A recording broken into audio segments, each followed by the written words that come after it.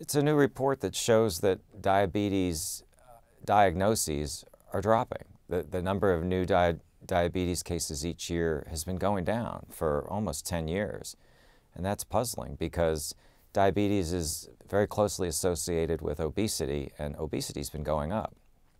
People are glad to hear that diabetes is going down. The experts are happy to hear it, but again, they're still puzzled. They're not quite celebrating at the CDC because, again, people are getting heavier. More and more Americans are getting obese, and they know that obese Americans can develop diabetes, so they're still kind of sorting out the numbers and what they really mean.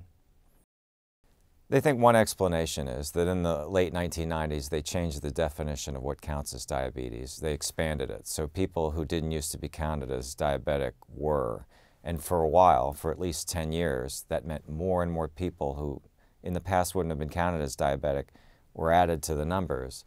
But when they did that expansion, they were catching cases that had been out there that hadn't been diagnosed before, and they think that all that settled out after about a decade went by. So as the new cases were diagnosed, say from 2011 on, it wasn't finding old cases that had been out there and now are being added because of the new definition. It's just legitimately new cases. So they think that that rise may have petered out, and that may be part of what happened. There's another thing that may have happened. There was a switch to a blood test, the A1C test. The test is much easier for patients to use and doctors to perform, but it may be having some false negatives. It may be missing some people. So that's another theory. Another possible explanation is the diagnosis of prediabetes.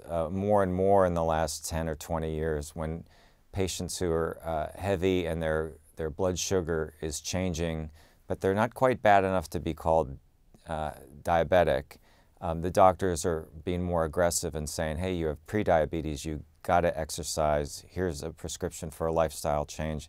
These things will help you head off becoming diabetic. Maybe that's paying off. The obesity rate in the US, 30 years ago, there was about 22% of American adults were obese.